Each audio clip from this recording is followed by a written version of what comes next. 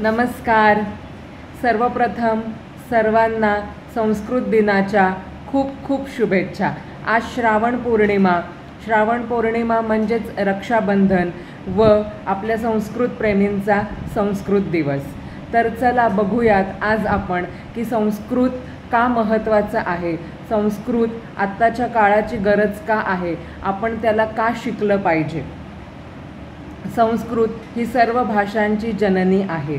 संस्कृतालाच दुसरं नाव आहे गीर्वाणवाणी, देवभाषा, म्हणजेच ही देवांची भाषा आहे. आपण पाहतो स्तोत्र, मंत्र इत्यादी किंवा पुरातन ग्रंथ असतील, आपले वेद असतील, वेदांग असतील, हे सगळे संस्कृतामध्येच लिखित आहेत. त्यामुळे आपल्याला संस्कृत ही यायलाच पाहिजे जर आपल्याला मंत्र त्यांचे अर्थ व्यवस्थित जाणून घ्यायचे असतील तर. संस्कृत ज्ञान व विज्ञानाची भाषा आहे. संस्कृत भारताची सांस्कृतिक भाषा आहे. संस्कृतामुळेच आपल्याला उच्चारण शुद्धता प्राप्त होते. त्यामुळे आपलं संभाषण उत्तमरित्या होऊ शकतं. संस्कृतामुळे आपली उच्चारण शुद्धता होते. भारताचा अमूल्य ज्ञान भंडार आपल्याला जर जाणून घ्यायचा असेल तर आपल्याला संस्कृत येणे अत्यावश्यक आहे. ग्रंथ, स्तोत्र याच भाषेमध्ये सगळे लिहिलेले आहेत.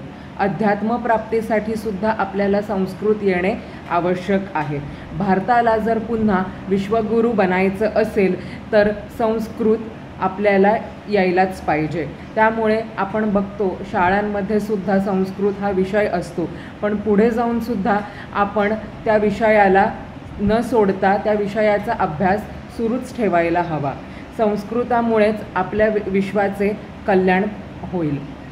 नासाने सुद्धा आता ही गोष्ट मान्य केली आहे व पुन्हा एकदा संस्कृताला कम्प्युटर लँग्वेज नासा बनवू इच्छिते.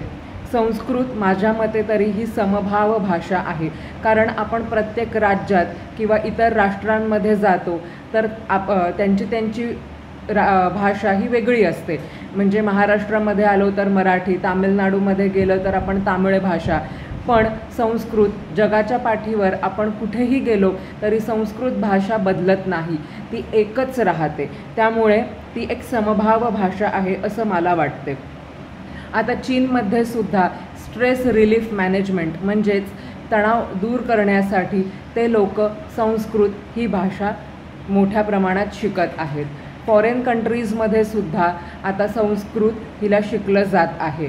आयुर्वेद म्हणा, पातंजल योग म्हणा, म्हणजेच आपलं समाधी योग इत्यादी आपल्याला जर व्यवस्थित जाणून घ्यायचं असेल, आसन त्यांचे अर्थ, त्यांना काय सांगायचं होतं पूर्वीच्या ऋषीमुनींना, हे जर आपल्याला नीट जाणून घ्यायचं असेल तर आपल्याला संस्कृत येणे आवश्यक आहे.